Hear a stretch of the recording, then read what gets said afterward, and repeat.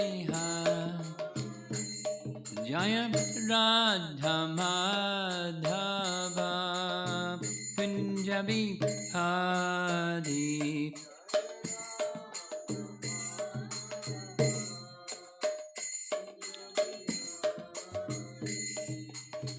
Gopijana Balabha Girivara Dhari.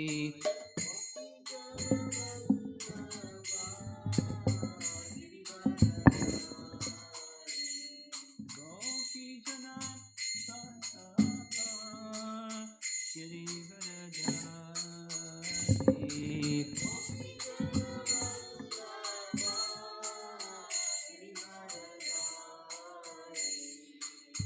Jasodanandana Brajajanarandana.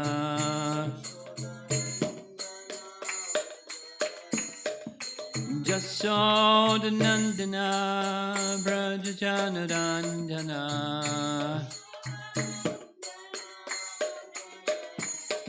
Jamuna Tira Vanachari.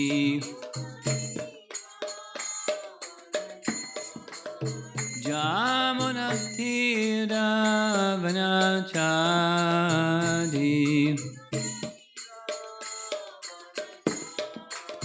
Jaya Radha Madhava Kunja Bihari. Madhava Kunja Bihari. Jaya Radha Madhava Kunja Bihari. Madhava Kunja Bihari.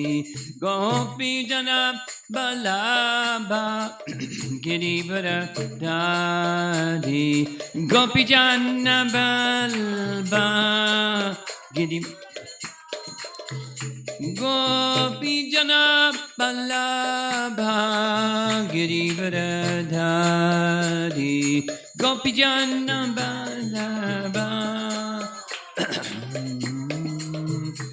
Jasodanandana Brajajanarandana.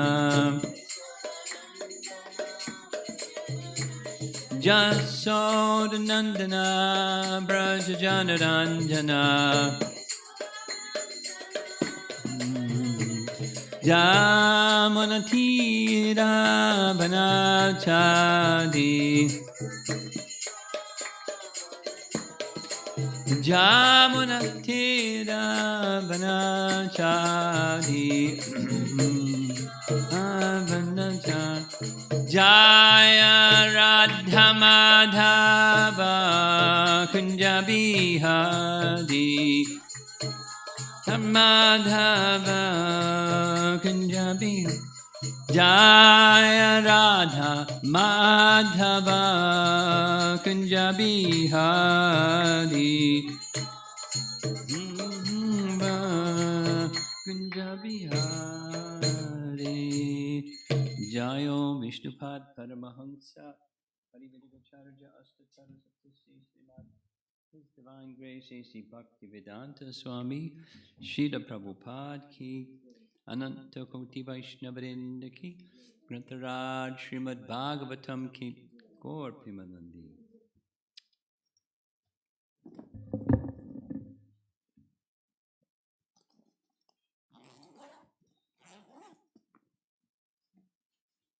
A little background so that we have a context for the discussion for this evening. We're going to be reading from Canto 10, Chapter 8. Krishna's childhood pastimes. All right. Be earlier than that.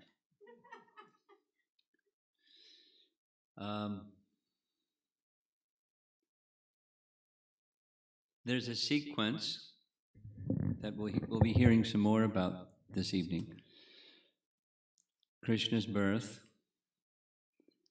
the killing of Putana, the killing of Shakatasura, the Namakarana ceremony, name-giving ceremony,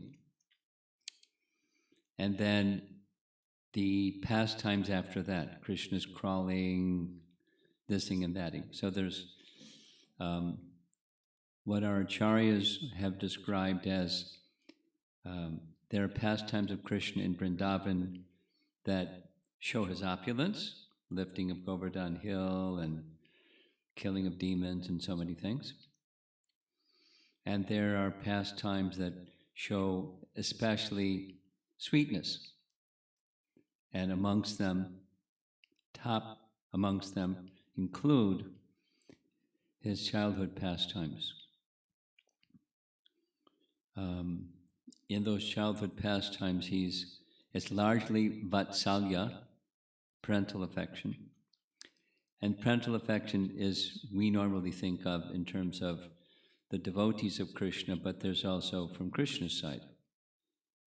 That is, he enjoys, as he enjoys being with the cowherd boys, he enjoys being with the gopis, he enjoys the affection of Mother Yashoda and Nanda and the elder gopas and gopis, and he has wonderful pastimes. And there's a series of verses that we're in the middle of from chapter 8 describing those pastimes.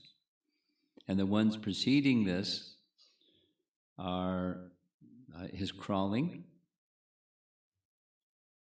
There's a certain stage of child development, those of you that are parents, you know, where the child that, starts to crawl. And using his knees and hands, he would crawl. But because he's the all-powerful Supreme, he killed Putana when he was just a little tiny baby. He's all-powerful, but the all-powerful Krishna is crawling on his hands and knees. And describes that experience. He would move in a zigzag fashion. Balaram and he would travel together. Sometimes they pulled the tail of a calf while sleeping. The calf would be startled and jump, and then the calf would run, and they would hold on to the tail of the calf, and the gopis would laugh and smile, and some would be, oh no, we might get hurt, and run, but Krishna wouldn't let go. And he's all-powerful, so the calf couldn't get away, so he was going for a ride. He was smiling at Balaram, hey, look at this. And so, in different ways, he would go into the storerooms, just still toddling. He hadn't learned to walk yet. Still toddling, going into the storerooms and steal. And, those pastimes. He would steal the butter and dairy products, feed the monkeys until the monkeys couldn't eat anymore, and then he'd break the pot and run. That wouldn't run because he couldn't run yet, but so he would crawl. And he was naughty. And if there was nothing to steal, it says he would go into the homes and pinch the babies, and they would start to cry, and then he'd crawl away.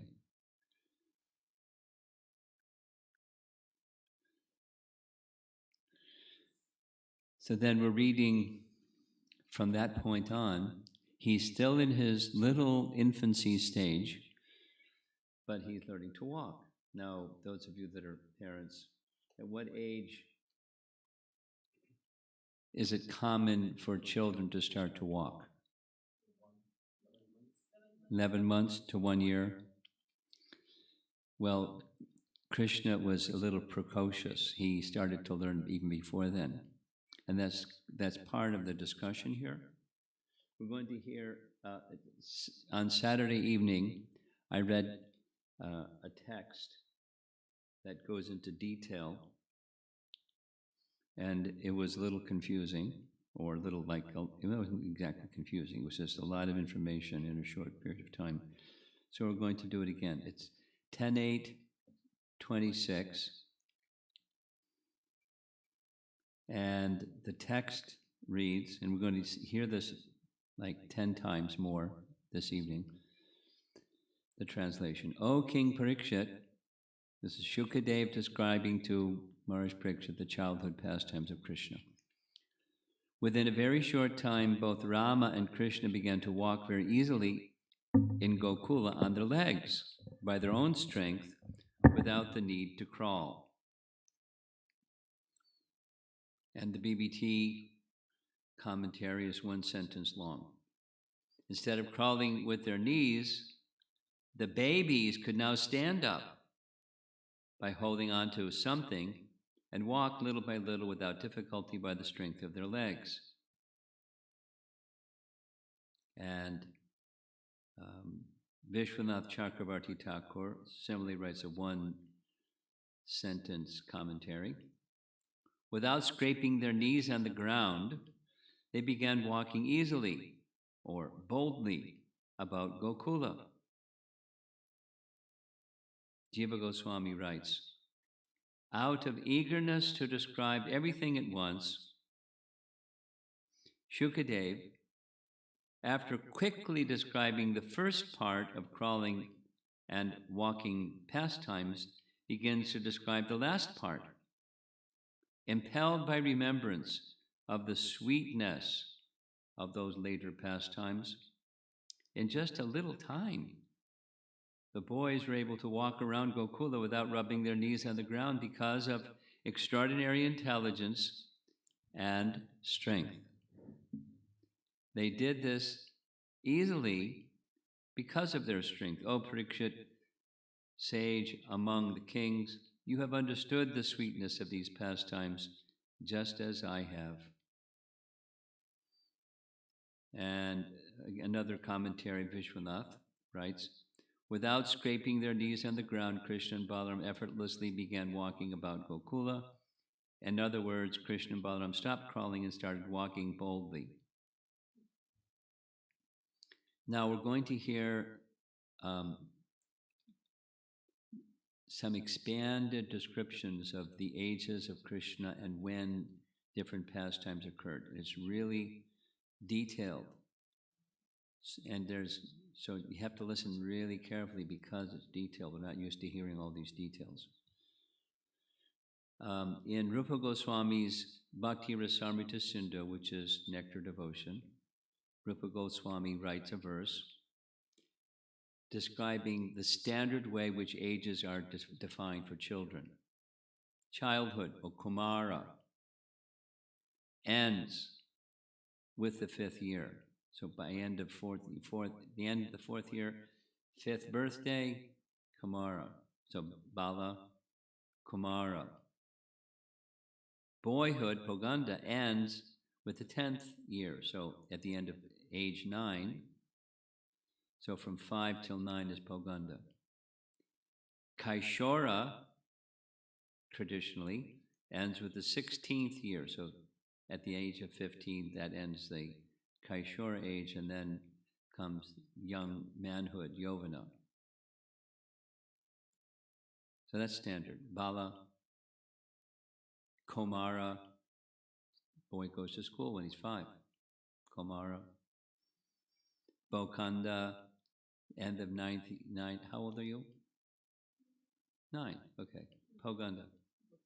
And when you move to the next, your 10th birthday, according to Vedic description, traditionally, Kaishora ends with the 15th year, and so on, and then Yovana. Jiva Goswami writes commentary. What Rupa Goswami has written is the general definition. Krishna, however, should be understood to be special. Thus, there are verses showing his specialness, such as the following. And that's this verse, this 10:8:6:26. In a very short time, so they're still in their bala period, and they're walking.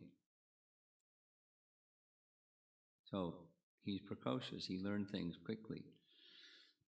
Just like at Sandipani Muni school. He didn't have to go to school. He went to school for a short time. He learned everything that Sandipani Muni knew he had to teach. Within 60 days, he got a certificate.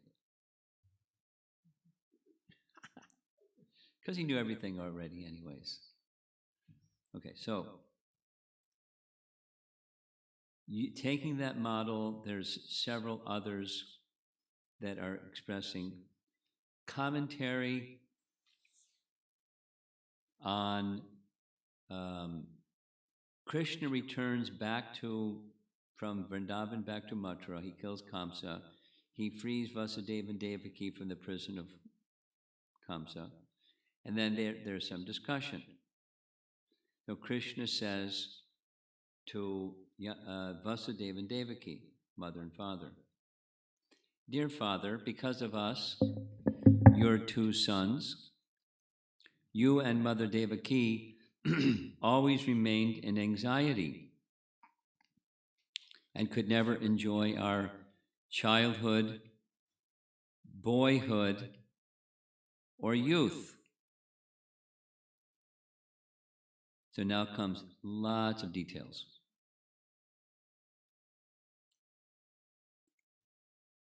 Someone raised the commentary. Someone may raise an objection. What's that? In the previous chapter, the women of Mathura, before he went to Vasudeva and Devaki, the women of Mathura mentioned that Krishna and Balaram were already in the Kaishora age and had not yet reached Yovana. Here's the verse, previous chapter 44. Krishna and Balaram had very tender limbs, being still at the Kaishora age, not having reached adolescence. They weren't teenagers yet. Thus, the match between the two huge wrestlers and the young boys was unequal. Therefore, it cannot be said that they finished their Kaishora age. So, Krishna is saying, Devaki, you haven't, and Vasudeva, you haven't experienced our Kaishora age, but he's still in the Kaishora age. So they haven't experienced all of his Kaishora age, but according to this, but it gets more detailed, so pay attention.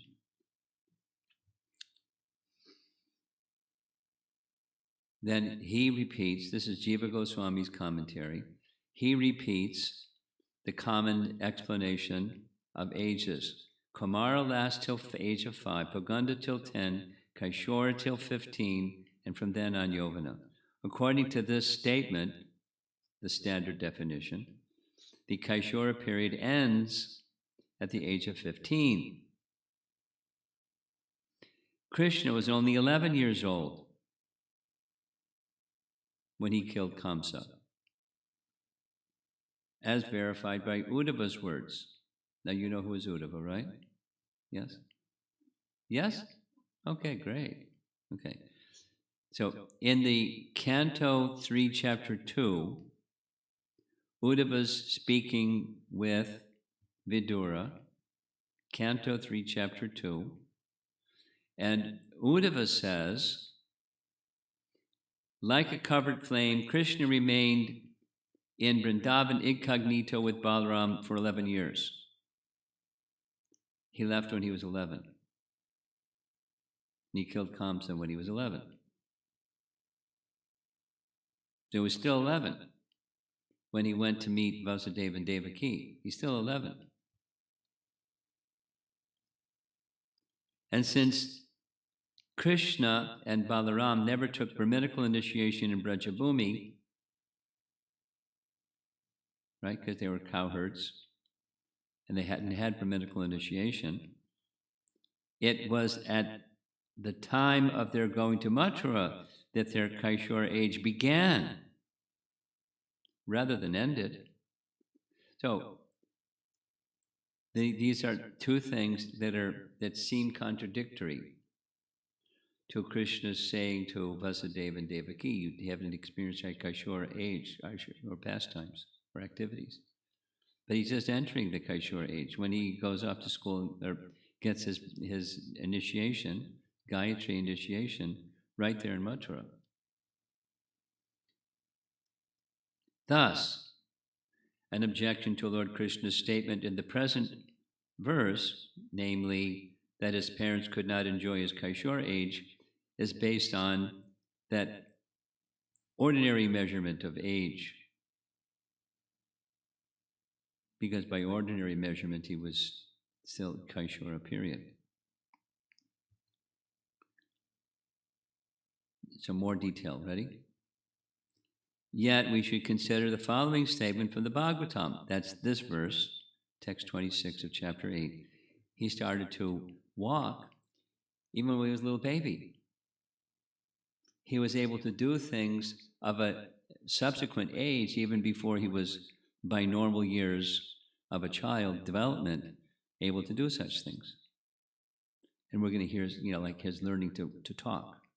It's really cute. Krishna learning to talk.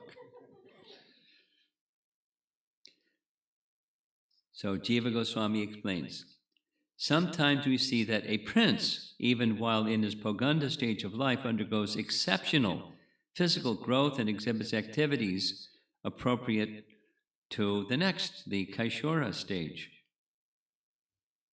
Then what to speak of Lord Krishna, whose exceptional growth is established in Vaishnava Toshini, Bhakti Rasamrita Sindhu, and under Vrindavan Champu and other works. Like he's still in his Bala stage and he's walking. Then, now we're going to go through what happens in different stages. We're going to hear it 3 different times. At the age of 3 years and 4 months, Krishna displayed the qualities of a 5-year-old. While spending his Kumara age in Mahavan, that is, he began herding the calves, which doesn't normally happen until the boy is 5. And there's a wonderful pastime connected. The period then, from the age of 6 years and 8 months, during which time he lived in Vrindavan, constitutes his Poganda stage. His stage, not the standard, everybody else stage. From 6 years and 8 months through his 10th year, during which time he was at Nandagram, constitutes his Kaishora stage. So, when Krishna was born, he was transferred by his father, Vasudeva, to Gokul. And there he remained until he was 3 years, 4 months. Then, so they shifted to Mathura.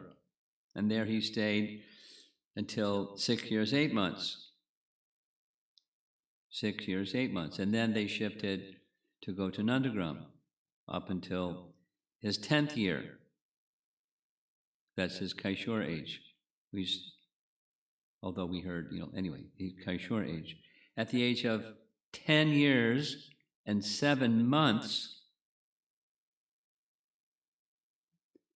on the 11th lunar day of the dark fortnight of the month of Chaitra, Krishna went to Mathura. 10 years, 7 months. And on the 14th day thereafter, he killed Kamsa. So, he's 10 years. The other we heard, he's 11. Thus, Krishna completed his Kaishora period at the age 10. And he eternally remains at that age by his appearance. In other words, we should understand that from this point on, Krishna remained forever a Kaishora. This is illustrated in the following statement of Srimad Bhagavatam, 10:55-28. Now Krishna's in Dwaraka. When Pradumna, who was of the Kaishora age, entered the inner apartments of Krishna's palace in Dwaraka, he appeared the same age as Krishna. And the women hid themselves out of shame. That is, there are similar statements in the Agamas and Pancharatra. Thus, on the day of killing Kamsa, Krishna and Balaram had both passed the Kaishora age and had not passed it.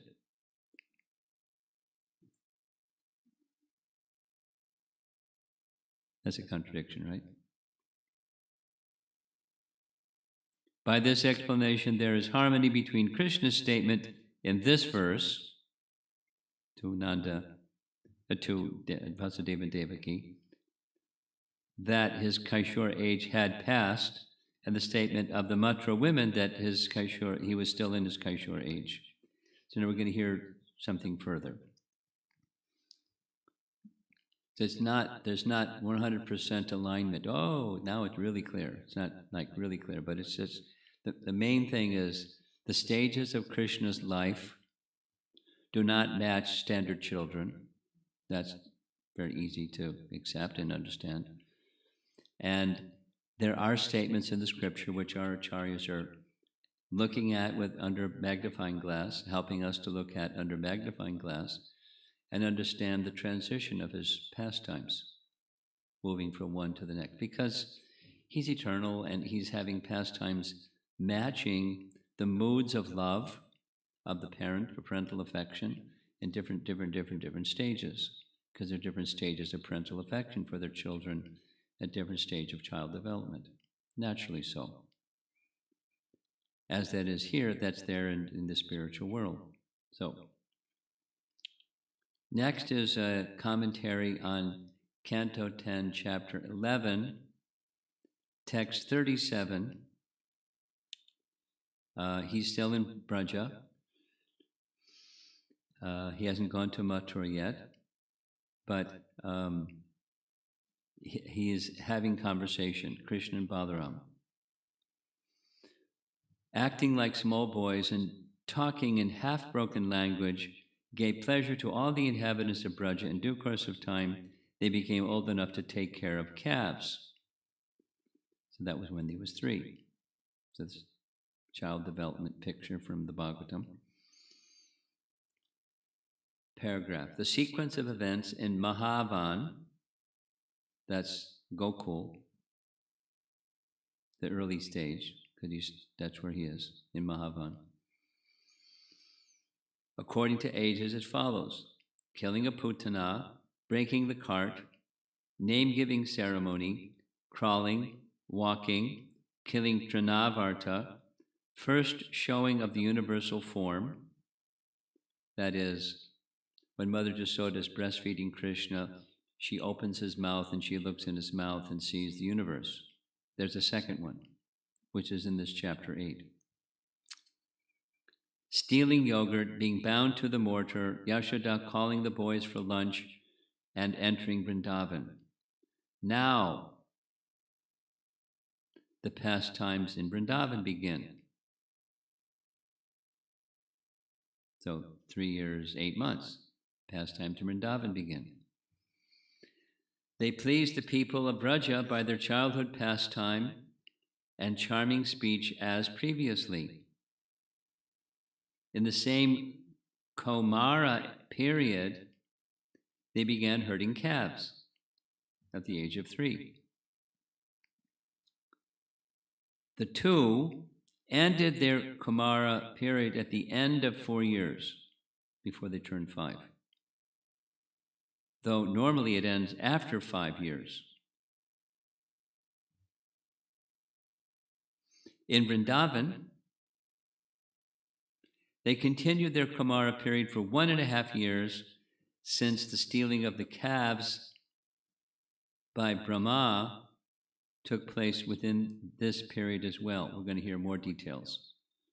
But the pastime of Brahma Vimoha Lila, it was in Vrindavan, and it's before he's 5. Later in this chapter 11 now, in this way, Krishna and Balaram passed their Kumara age in Braja by engaging in activities of childish play. So this is, Canto 10, Chapter 11. The Brahma Vimoha Lila is in Chapter 13. And the prayers of Brahma is Chapter 14. So we're still in his Kumara stage. Not by years, but by child development.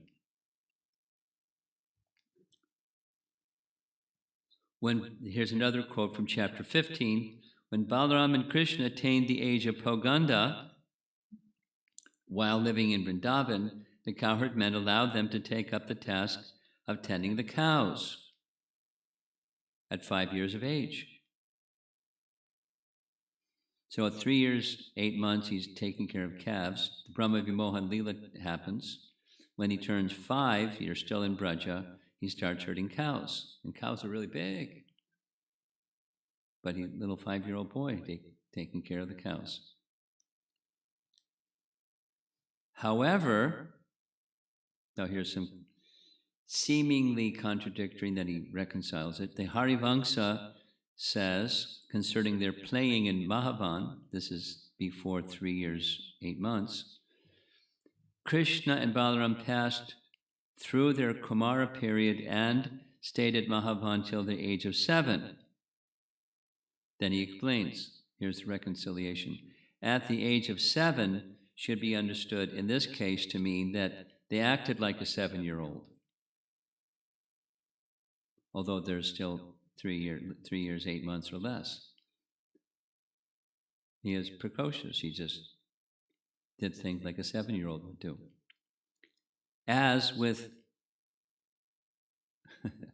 you bored? As with other contradictions, some people explain that this description is from a different kalpa. So that's the reconciliation. He acted like, it's not Srimad Bhagavatam, this is Harivamsa, but it's authoritative, it's Narada speaking. And it's either he acted like a 7-year-old or it's another cycle of another day of Brahma. Okay, now we're going back to chapter 45. In chapter 45, this is Krishna standing before Vasudeva and Devaki, having released them from the prison of Kamsa. Same verse, different commentator.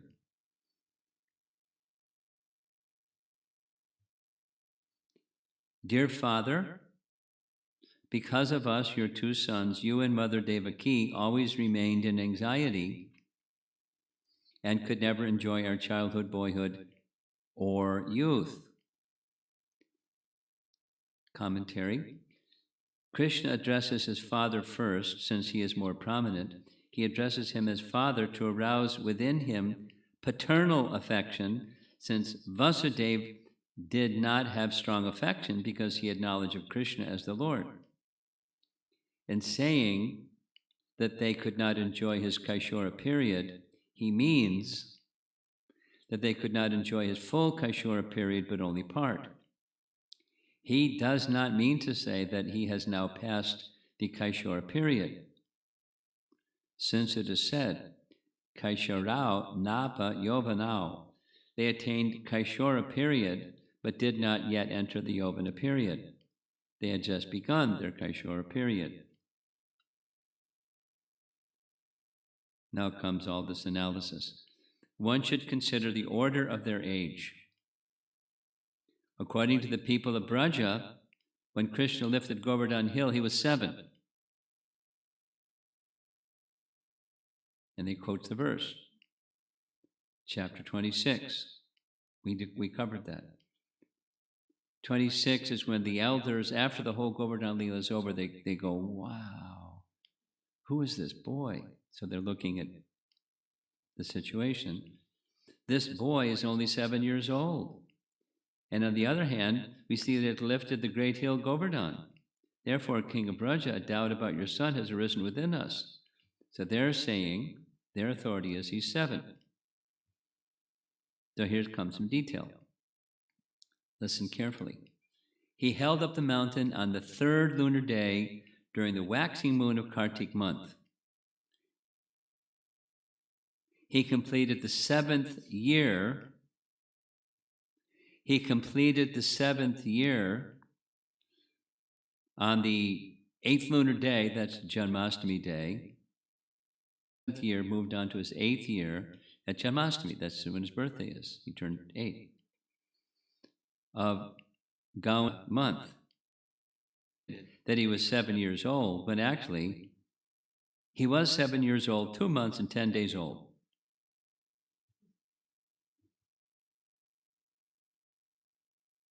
Taking that date as a marker, one should calculate the age at which he performed his previous pastimes. So now he goes to consider his previous pastimes. And one should also consider that, basically he was precocious, quick development, that even when he was still a baby, he was walking instead of crawling. That's this text 26. Therefore, it was not impossible that Krishna lifted Govardhan when he was a little over 7 years old, since he was, moreover, the Supreme Lord. Now here's the chronology. He killed Trinavarta when he was 1 year old. The Damodar pastime took place at the beginning of his 3rd year. That's, the Kartik month, just after he turned from 2 to 3, because his birthday is in Janmashtami. So, month of Bhadra. And then comes the Kartik month. So, at the beginning of his 3rd year, during Kartik month. Some days after that, they went from Gokula to Vrindavan. 3 years, 8 months.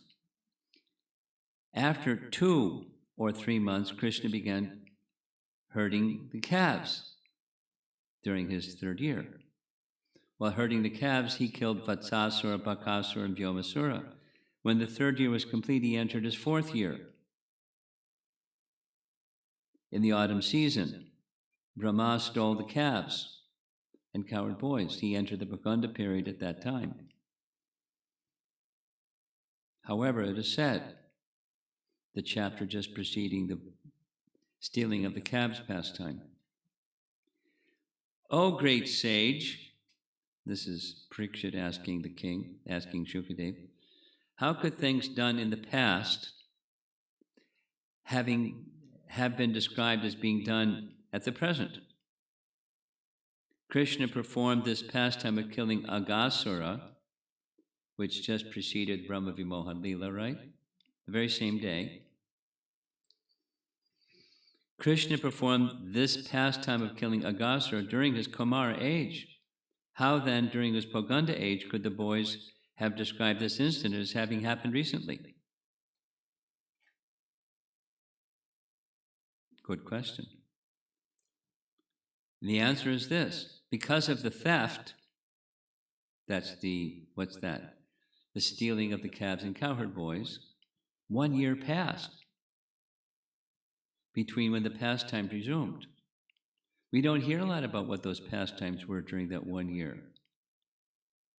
We just hear that there was 1 year that passed, and the mothers felt that the children were Krishna, and the cows felt the calves were Krishna, and they were. And that went on for 1 year. So 1 year passed. That's why it took. But the cowherd boys, when the pastime resumed, it was like nothing happened. Although they looked 1 year older. Could little boys grow in 1 year?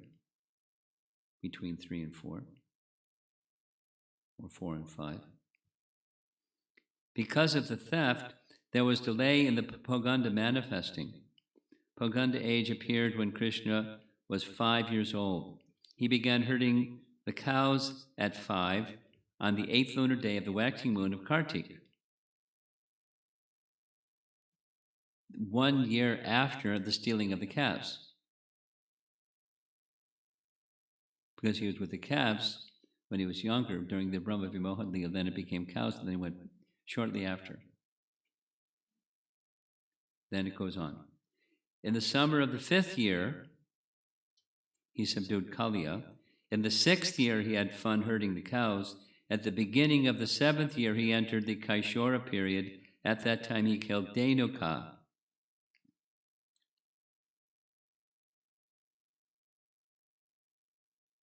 When going into the forest of ripe tal fruits. Now, the comment is, Jiva Goswami, the narrating was out of order. That is, the subduing of Kaliya took first, and Dhenuka happened second.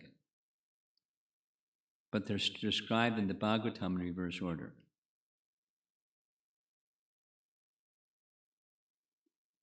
And at the end of the Dhenuka pastime, Krishna is going back into Braja, and the comment is, this is the first display of the gopis showing conjugal affection for Krishna. So he's coming back from that event, chapter 15. With their bee-like eyes, the women of Vrindavan drank the honey of the beautiful face of Mukunda, and thus they gave up the distress they had felt during the day because of separation from him. The young Vrindavan ladies cast sidelong glances at the Lord, glances filled with bashfulness, laughter, and submission, and Krishna, completely accepting these glances as a proper offering of respect, entered the cowherd village. So that's at the beginning of his 7th year, not the lifting of the Govardhan hill at 7. So, in the summer of the 7th year, Palamba was killed. During the Ashvina month of his 8th year, he played the flute. During the Kartik month of his 8th year, he lifted Govardhan, although the elders said it was when he was 7. This is when the inhabitants had claimed that he was only 7 years old. At the beginning of his 8th year,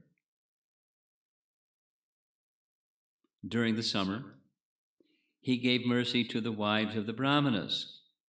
So listen, that pastime of the wives of the Brahmanas happens the very same day as the interrupting of the Indra Yagya occurs. That's in the afternoon. The wives of the Brahmanas is in the morning, and the afternoon is the stopping of the Indra Yagya. Same day. That was at the beginning of the 8th year. On the 11th day of the Kartik's waxing moon, the pastime is over. He was bathed and was given the name Govinda. The very next day, which what we're reading in the morning, he went to Varuna's kingdom. That was like boom, boom. On the full moon day, so the 12th day, then on the full moon day, he immersed the inhabitants in Brahma Hrida. That's going to come at the end of what we're reading in the morning. He takes the inhabitants of Braja to the same place where Akrura later is shown the spiritual world, and he shows them the spiritual world. And that's very interesting. So that's the chronology. Still during Kartik month. During the winter season, he stole the gopis' clothing, since this is mentioned in Varaha Purana, although earlier the stealing of the garments is when he's a little boy and they're little girls in Gokula. Apparently there's another pastime on this side, the Braja side. In his 9th year, he performed the Rasa dance. He went to Ambika Vana during Shivratri. On the 14th lunar day, he killed Shankachuda in the Palgun month. In the 10th year, he performed pastimes as he pleased. He killed Arishta when he was 11. On the full moon of the Chaitra month, he killed Keshi on the 12th lunar day of Palgun. On the 14th day, he killed Kamsa. He was not actually 12 years at that time, but 11, as mentioned by Uddhava. Remember what Uddhava said to Vidura? That he stayed with Balaram like covered flame for 11 years. So he was 11 when he went to Mathura, not 12. Commonly, I'm used to saying also, Krishna left Vrindavan when he was 12. That's common. Anyway, Jiva Goswami is being really clear. He was not 12, he's 11. Here's Uddhava's statement again, Canto 3, Chapter 2. His father, afraid of Kamsa, brought him to Braja, and for 11 years he lived there with Balaram like a covered flame. Then we're almost finishing here. At the end of his 9th year, he entered full Kaishora period. That's before he went to Vrindavan, before he went to Mathura. He did not age beyond this point. Reference.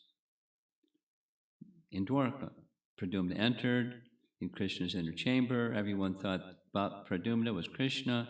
They became very shy, but because they looked alike, age-wise. Though Pradyumna was young, he was similar to Krishna.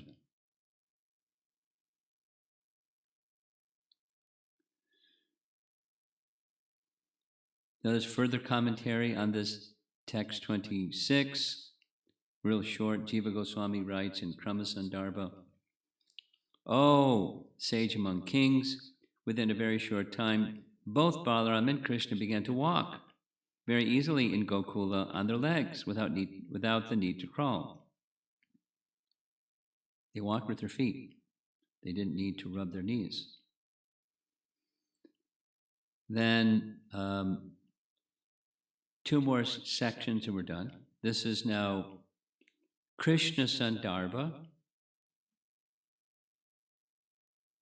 There's 6 Sandarbhas, and the final one of the initial 4 it goes Tattva Sandarbha, Paramatma Sandarbha, Bhagavat Sandarbha, Krishna Sandarbha. Krishna is the original source of everything. So in that Krishna Sandarbha, he starts with this Uddhava said, Krishna remained with Balaram for 11 years before he went to Mathura. His commentary, Krishna Sandarbha commentary reads, until he was 11, his powers remained hidden. That's his Braja Leela. He achieved full Kaishora at 11. Then he refers to this text 26 of chapter 8. He was walking when he was still a baby. Just as fire burns wood when it contacts, so is Krishna's power hidden, but destroyed demons when he contacted them. For 11 years he remained with his powers hidden. Thus it is not proper to say that when he was 15 his powers were displayed. That's normally when Kaishora turns to Yovana stage. But his power manifested when he was 11, killing Kamsa. And the Mushtika and Chanura and so forth. In coordinating the two pastimes, it's a little technical. There's prakat and aprakat lila. So his pastimes in this little paragraph I'm going to read. His pastimes in Vrindavan, he was manifesting pastimes in Vrindavan until he left Vrindavan. So there's manifest pastime, prakat lila. Then he withdrew himself and his pastimes from Vrindavan, but he always remains in Vrindavan. That's another explanation that's not covered. So that's this language, prakat, aprakat. And then when he goes to Mathura, the statement is, he doesn't stay so long in Mathura. The largest time of his entire 125 years is in Dwarka. So Mathura and Dwarka are kind of like one house, although they're different. The mood is different, the geography is different, but they're quite similar, although not the same. So in coordinating the two pastimes, that's prakat and aprakat, the time of realizing oneness with the aprakat pastime should be examined. First it happened in Vrindavan. Then he manifested pastimes in Dwarka and Mathura. At the conclusion of all prakat pastime, the prakat and aprakat pastime of Dwarka and Mathura became one, since the pastime in prakat Mathura were continued later in Dwarka with the same associates. Thus, in the aprakat manifestation, one hears of Rukmini in Mathura, but although she wasn't in Mathura, she was in Dwarka.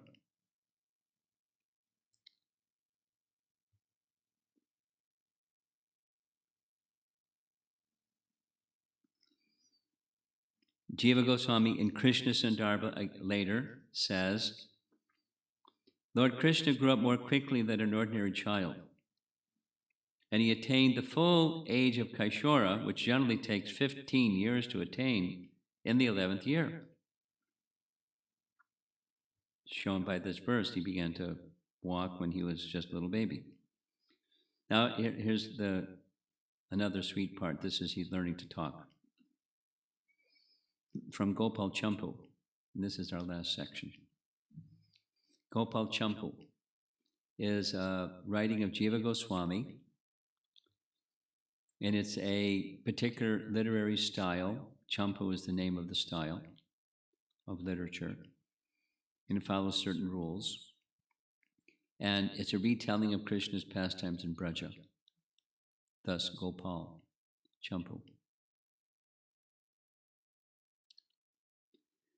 The actual Kaishora age manifests with the feelings of love for the gopis. That bhava is described, quote, longing within the gopis for Krishna, unquote, desires to actualize itself as satisfaction. There's anticipation to reach the position of satisfaction. When satisfaction decreases, longing increases. Longing increases when satisfaction decreases. You follow? Clear? Not so clear. Yeah, sure.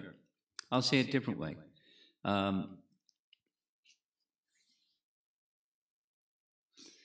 See if I can recall where this came from.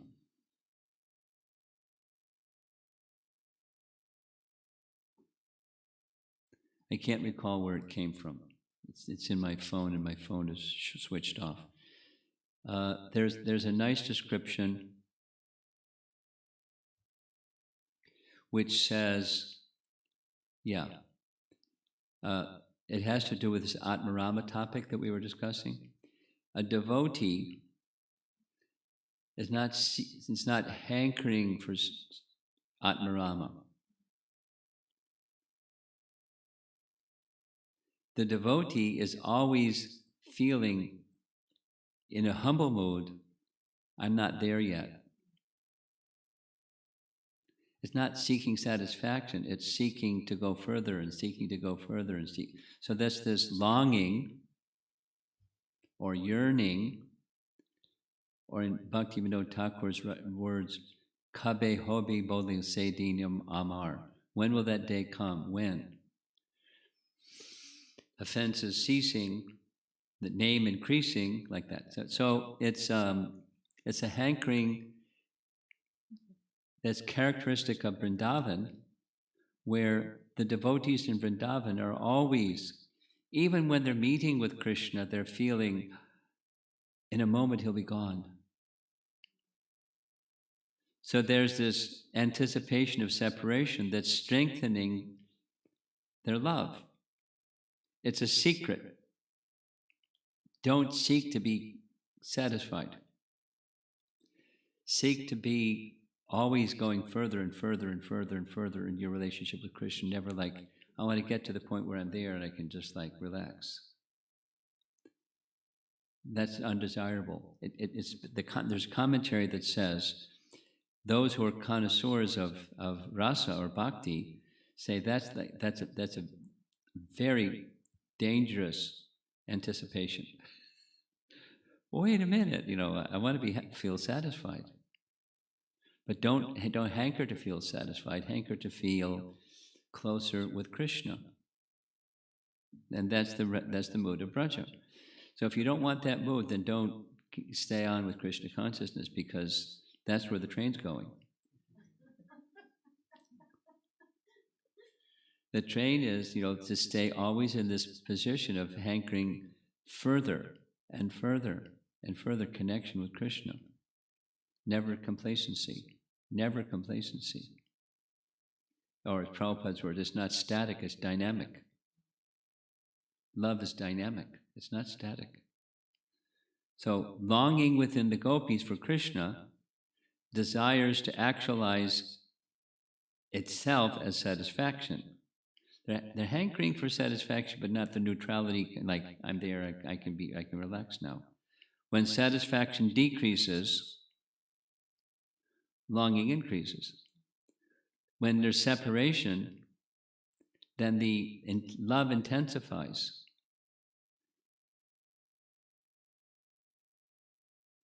So longing of the gopis for Krishna, or longing of sadhakas to be with Krishna or to be connected with Krishna, that's good.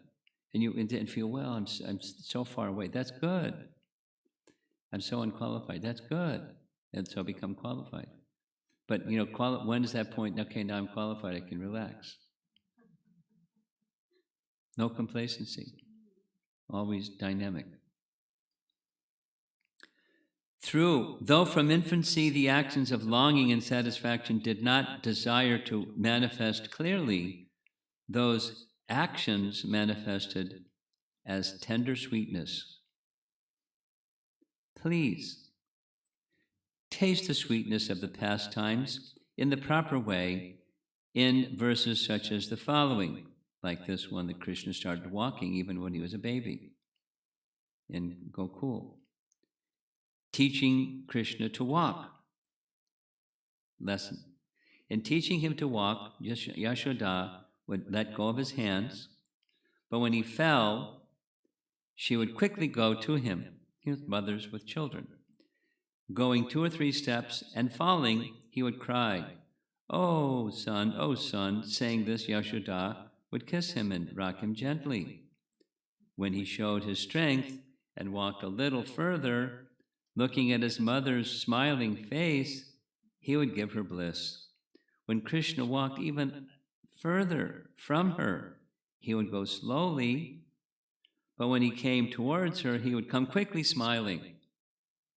Mother-daughter, mother-child, but this is Mother Yashoda and Krishna.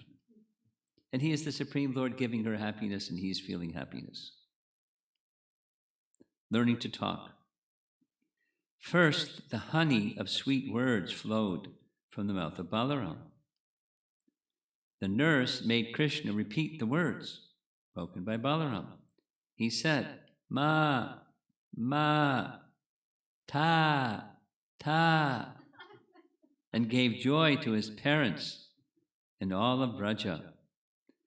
The wonderful appearance of his teeth slightly showing, and his pronunciation of words astonished Yashoda. Are you fit for this world? Yes. Can you protect our friends? Yes. In this way the mother and son conversed. I remember Krishna, the good fortune of Braja, repeating new words like a parrot, pointing to objects and asking about them with his finger, being taught words by his nurses.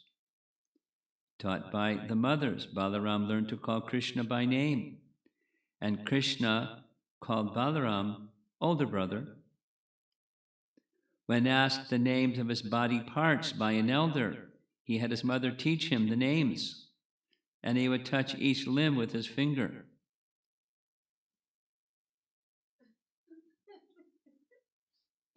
The brothers began to talk to each other.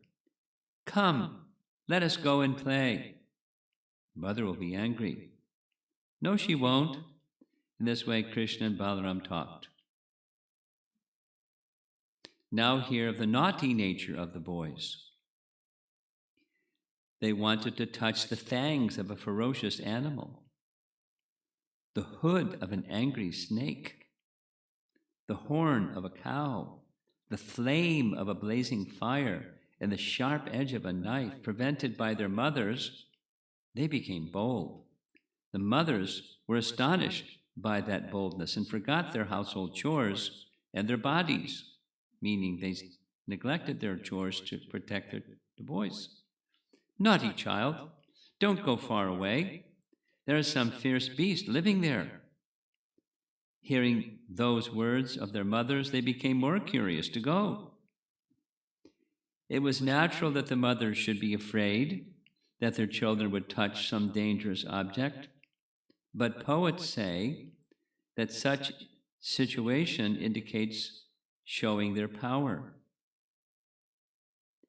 If an animal showed a ferocious nature, the boys remained calm. Those fond of inference say that these boys would destroy all the sharp-toothed creatures. Gradually, they became intelligent enough to fool their mothers. Fickle child, do not go there. Hearing those words of their mothers, they would laugh, and with deception, they would do what they wanted to do. Though they were young, no one could understand where the boys went for play. If they knew they were there, the boys would hide, and no one could detect them. The two mothers surrounded the path, and, engaging clever nurses all around, they would catch the fleeing boys. Seeing them laugh or cry, the mothers would bring them home and would get pleasure in rubbing them with oil, bathing them, dressing them, feeding them milk, and putting them to sleep. When the assembly heard this description and smiled,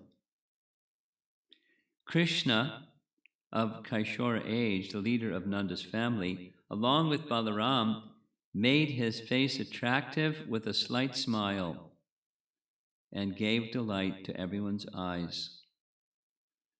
In order to conclude, Snigdhakanta said that Snigdhakanta and Madhukanta are two narrators of Krishna's pastimes in one version of, I forget, Mahabharata or something. Oh, Nanda, you have given birth to a son who bewilders the sages with his fickle acts like childhood. When the joyful talks were completed, noble Nanda sent the speakers to their residences with ornaments and cloth as on previous days. Then the next day, Snigdhakanta spoke. Though Krishna and Balaram's age was reckoned as 3 years, since time passed quickly according to the Bhagavatam, this 10:8:26, their Kumara period was extended an extra year. That's because of the stealing of the calves. Okay. At the request of the calves and boys, the Kumara age remained for another year until the 4th year, since it passed in a moment because of Krishna's and the boys' lack of enjoyment during that year. At the request of Krishna, Balaram also responded in the same way. Then, the Puganda age became fully manifest for 2 years, 4th and 5th year, because of the quick appearance of the Kaishora period after the joy of living together with friends. We will speak of this after the killing of Dhenuka. Thus, mention of time passing quickly is appropriate in the Bhagavatam. 2 more verses and we're done. And this is from chapter 13. This is the stealing of the calves chapter. When Brahma returned after a moment of time had passed, according to his own measurement, he saw that although by human measurement a complete year had passed, Lord Krishna, after all that time, was engaged just as before in playing with the boys and calves who were his expansions.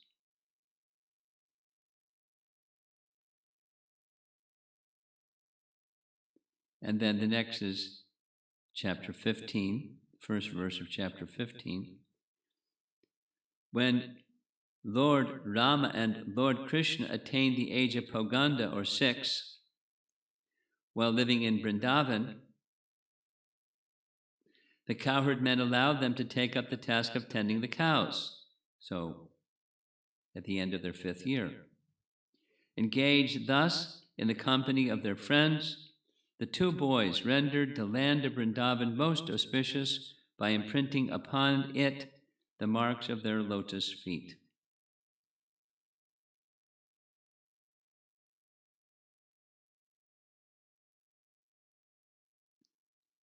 So there's that's verse 26 of Krishna's childhood pastimes. I read it again as we did Saturday evening because it's a little detailed, and I don't know of other places where the chronology of Krishna's childhood pastimes are laid out so clearly. So it's worth going over it again, and probably again and again, with reminding ourselves that it's pastimes, and the nature of pastimes is primarily Krishna's pleasure, because all living entities are expanded for Krishna's pleasure. Although his pleasure is already full and within himself, he's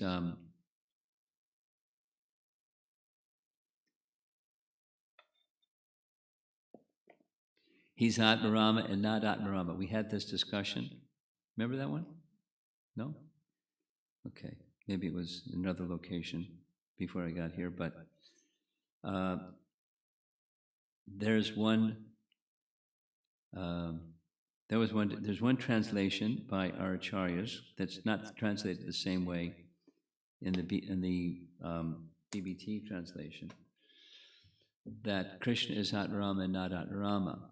It's similar to, one who's self-satisfied and not self-satisfied. In the Braja condition, they're Atmarama, but they're not Atmarama. They're not like, okay, everything's nice. They have all kinds of emotion that's, it looks like the condition of somebody that's a covered soul. Like some shock or some startling or some, Krishna, here comes Aristasura. Hell. So that's not Rama's response. But the residents of Braja, they're Atmarama and not Atmarama. They're fully attached to and dependent upon Krishna in a very, very unique way, not just neutral to the external circumstances of life. That's Atmarama, is neutral.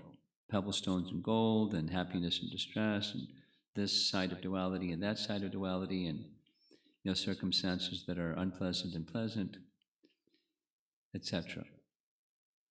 Self-quarantine or no self-quarantine, whatever. And so the Atmara, but if the residents in Vrindavan had to be self-quarantined, they couldn't survive because they wanted to be with Krishna. So Atmarama, but not Atmarama. And from Krishna's side too, he doesn't need anything. But he's the affection, but he is enjoying these exchanges with his devotees. Like, when he comes together with Yasoda and Nanda, they're feeling parental affection, and he's feeling affection like a small child towards them. He's feeling that. It's like puzzling. But he's feeling that feeling. Not play acting, he's feeling that feeling.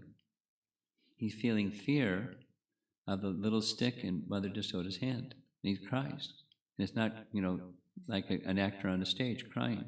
He's feeling fear of the little stick in Mother Yasoda's hand to the point that he cries. And he's enjoying it. And he doesn't cry when he sees Kamsa, he cries when he sees the stick in Mother Yasoda's hand.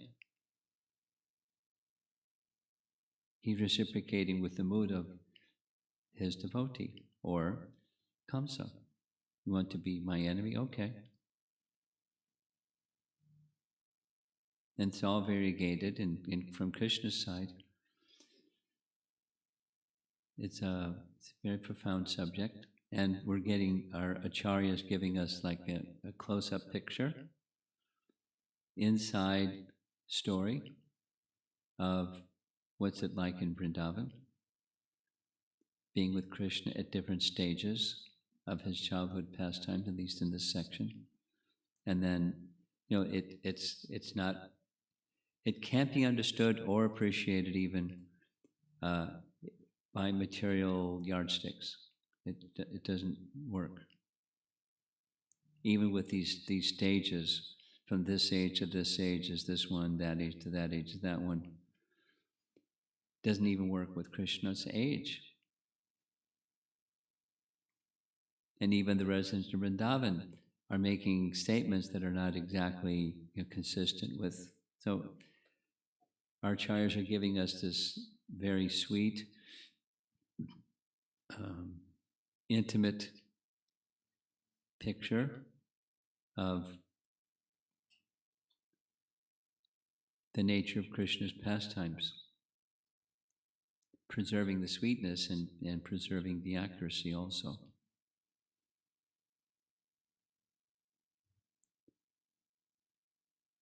So I think I'm going to have to stop saying when Krishna went to Mathura when he was 12, because he was 11.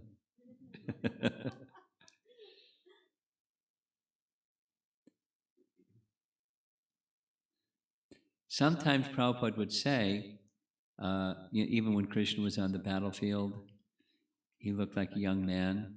Sometimes he would say he was like 20 years old, or sometimes 16 years old.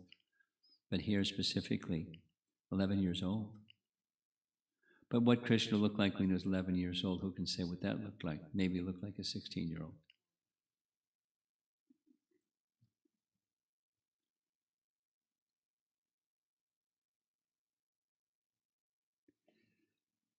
Let's see if there's any discussion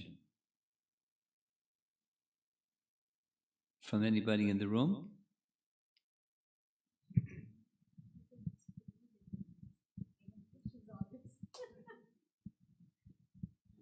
Hare Krishna Guru Maharaj. It's just a comment first. You mentioned that how gopis can be quarantined without seeing Krishna.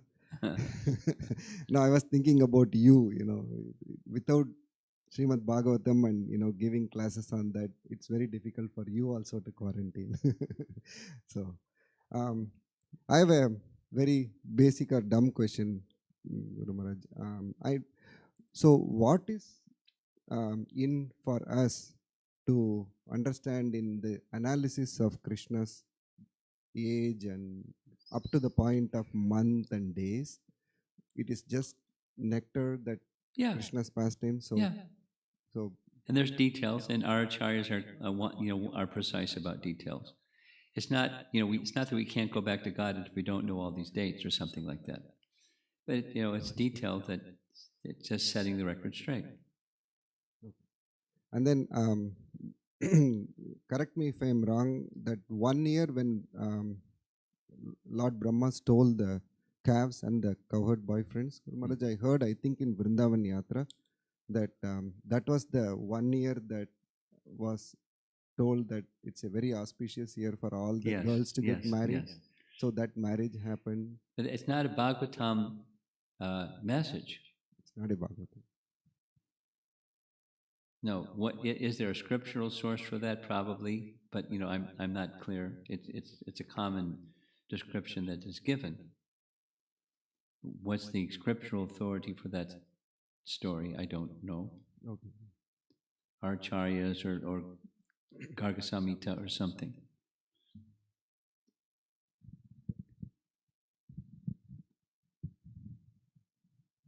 Hare Krishna Maharaj, thank you for coming here. And we have been having a great pleasure in listening to you in the morning and evening every day because of this quarantine. And we have been to all the places, Ayodhya, Vaikunta, everywhere you took us through your transcendental words. Thank you so much for that. Hare Krishna. And today there is some application questions that I want to ask. But first thing, with this today's lecture, Krishna stopped aging after the Kaumara stage, right? So does Acharya give any reason for that? No. Why I know sometimes Krishna can be looking different at different ages. Yeah. However way he wants to be here. Well, just like in the prison house of Kamsa, he went from a four-armed Vasudeva Krishna form to a little baby. He doesn't have to take any time to do it. He can do it as he wants to do it, however he wants to do it. And with linking this to Ramayana, is there Ram also had some like stop aging after some time? In Ramayana Katha, it is said, if you want to hear childhood pastimes, you're going to have to go to Krishna and Vrindavan, because these kinds of details are not in Ramayana. That's commonly what I've heard. And it's certainly in Valmiki Ramayana, there's not this kind of detail. So another question I have on application, it is for my own purpose, Maharaj. So I am I chant every day, but I am naturally by swabhava I'm a person who's anxious about certain things, like certain things have to be done on time, and if I'm not doing things on time, I get like I get always hung up on that. I didn't do it, and that negativity carries on. Okay, so I am sometimes it can hurt. Like next process is to hear or something. I will not be focusing very well on the hearing part or doing some other service or anything else. Taking care of. So sometimes it hinders my progress, bhakti process. So will this, I like to chant, I love to chant, but I want to do it more, cool and calm, collected way, so that, They would probably like to see that too. I want to have some transformation in me so that I can connect with Krishna better. How can I do that? Let go.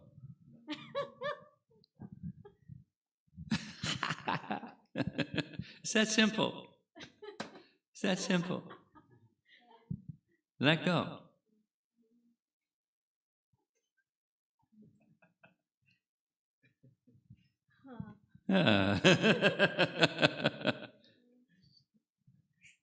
It's in one of the keys in the art of meditation. There's 4 keys, and one of them is the art of letting go. Because in meditation, this other of not being able to let go, you know what mode of nature that one is. And if you're absorbed in that mode of nature, you're not in light, you're in darkness. You're not in light. I mean, by your own words, just said in a different way, but you're not in light, you're in darkness. So how do you get free from the mode of darkness? You let go. You go to the light. Tamasima jyotirgama. That's what you do. Let go of the darkness. And how? Go to the light. Well, you can't go to the light if you're holding on to darkness, so you let go of darkness. There's nothing you can do about the past. And obsessing about it or whatever it is you want to say that you do about it doesn't change the past. It's gone. And so what do? Go to the light. How do you do that? You let go. You say yes to Krishna, and that takes care of saying no to Maya.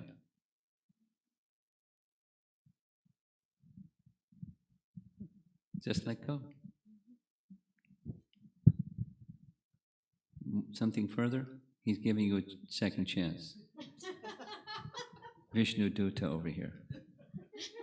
No, he was making fun of me. Like when the question was too long, Maharaj said it in 2 words. Listen.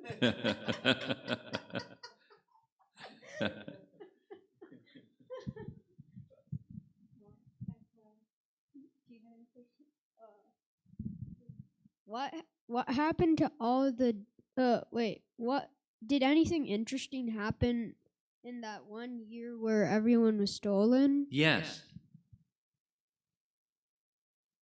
That's one word. You want to know what? I'll tell you what. You ready? Okay. You're listening, right? Yes. No giggling, right? Okay.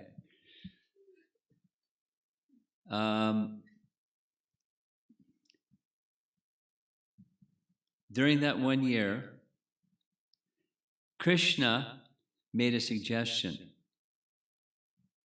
Krishna, the suggestion Krishna made was, there's an auspicious astrological time. It would be very good for the young boys and the young girls to get married during this auspicious time. So they went to Purnamasi. You know who Purnamasi is? She's Yogamaya personified. You know who Yogamaya is? The internal potency of Krishna that arranges his pastimes. So they went to Purnamasi, and Purnamasi said, great idea. So the young boys and the young girls, their marriage, they didn't live together as husband and wife, but it's a Vedic practice. He and she would marry so that later when they grew up, they knew who their husband and wife would be. They stayed in with their parents and so forth and so on. But when they became, they knew already who they're married to, and when they became young adults, they would have a little ceremony and they would be married and live together. That was the Vedic system. So they were married. That means all the young girls that wanted Krishna as their husband got Krishna as their husband. And not only that, you know what else happened? Krishna had taken the shape of young calves. So the cows wanted to give their milk directly to Krishna, so they were able to give their milk directly to Krishna for 1 year.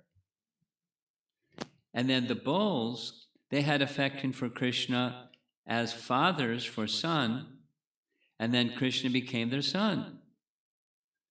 So the calves and the cows together were as happy as, can be transcendentally happy. So one day, when the bulls were up on the side of Govardhan Hill, and the calves were being herded by Krishna, the bulls and the cows came running down the side. You ever seen a cow run? They sometimes run. It's really clumsy. It's not like a horse running. It's kind of clump, clump, clump, clump. But they were running down the side of Govardhan Hill. And the cowherd men were calling out with their sticks, "Stop, come back." Well, however you say that in Hindi, I don't know. But they didn't stop because they were running to be with Krishna.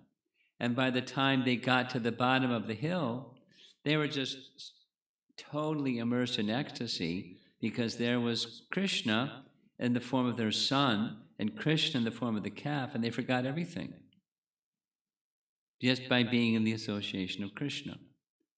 So that's one of the pastimes that happened, two of the pastimes that happened during that year. Okay? I have another question. Another question?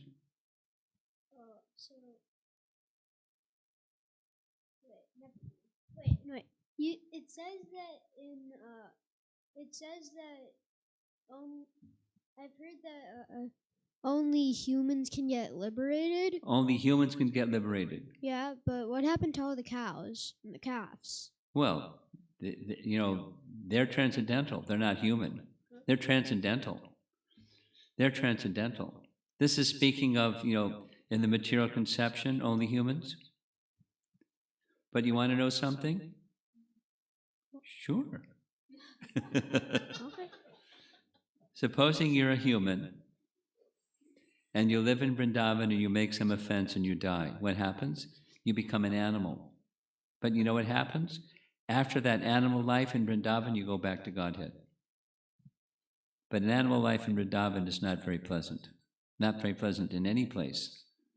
Not in Vrindavan either. It's not that only in the human form can one get liberation. If you live in Vrindavan, and you live your life in Vrindavan, now it's not easy to live your life in Vrindavan. But if that happens, back to God. So let's go, huh? Okay. Skip school. Just tell me to skip school. I'm going. No, you got to go to school in Vrindavan too, though. I'll think about it. Okay. No television, no air conditioning, no central heating. hard to get proper water to drink. It's like, there's a lot of austerity in Vrindavan.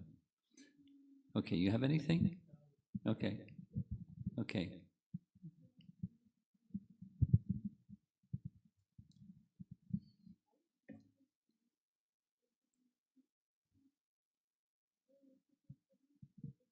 Online questions?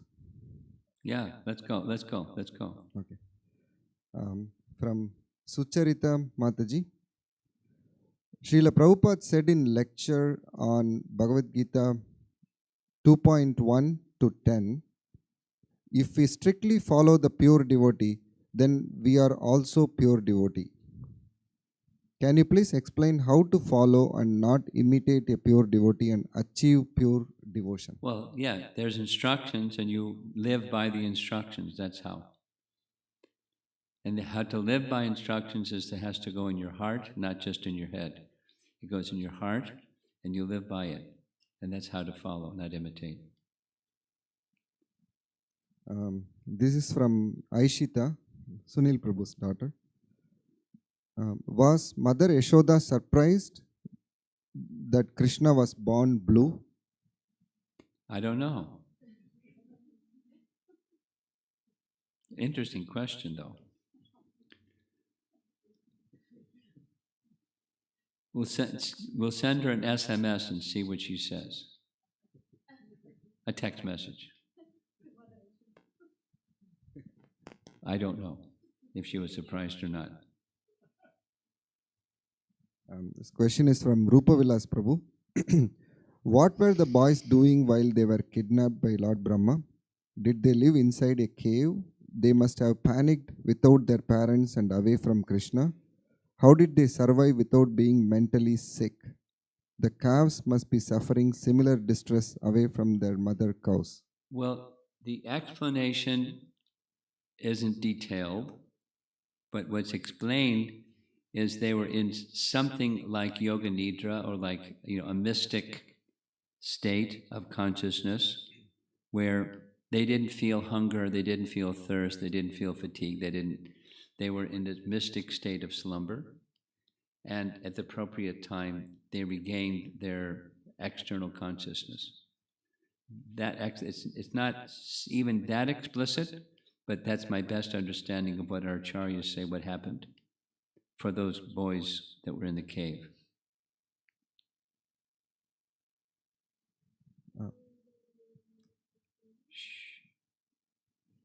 Question from Chaitanya Rasa Prabhu. As mentioned by you, it makes complete sense to be in position to long for Krishna eternally. It's like a continuous process. Yes. Eternal. How do I internalize this message? What choice do you have? You could struggle, but it's rather than struggling, it's like what was asked about following and not imitating. You take the instruction, you bring it within, and you live by that instruction. That's how you do it.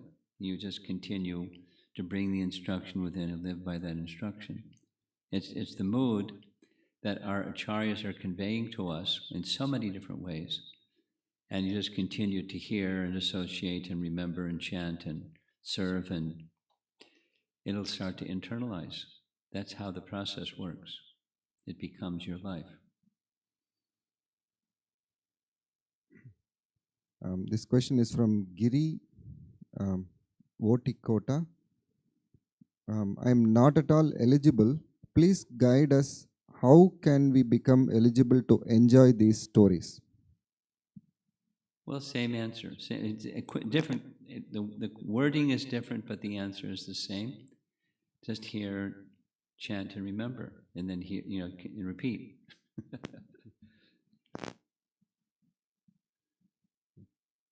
That is to say, it's actually natural for us. We're in a diseased condition, not in a healthy condition. So it's like a physician being asked, how do I become healthy? Well, you take the medicine and take the proper diet and do that consistently for some time, and the disease will subside. In a similar manner, you take this medicine and live your lifestyle by the hearing and chanting and application. And it's natural, it's already there, it's just forgotten and covered, and it comes out. So just follow the process. This is from Vidya Saran Prabhu. Can you help me understand the right way for beginners practicing in Krishna consciousness to be satisfied materially? To be satisfied what? Satisfied materially, but not with practice of devotion and always want to improve. Yeah. Yeah. He's asking, can you help me understand the right way for beginners? Oh, that's the same answer, same question asked in a different way. Same question, same answer. This follow-up question from Aishita. Do we know why Krishna's color is blue? Because he's blue, that's why his Krishna's color is blue. Here's what one of our acharyas says, but it's not like why Krishna's color is blue. His color is blue because that's his color. But the example is given, if you take all the colors and mix all the colors, what color does it come out? It's like a dark color. So within Krishna is everything, and his color is dark. You have paints or coloring. You take all those colors and mix them and mix them and mix them and mix them, and comes out Krishna's color. Okay? And this question is from Gopinath. Some demons go to Brahmajyoti, some go to Goloka, some go to hell. What determines where they go? Their regard for Krishna determines where they go. That's all.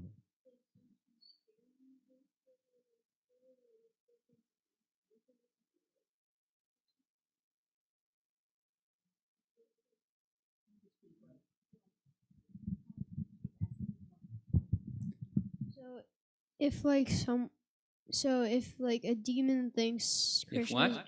so if a demon thinks Krishna is insignificant, will they like go to hell Yeah.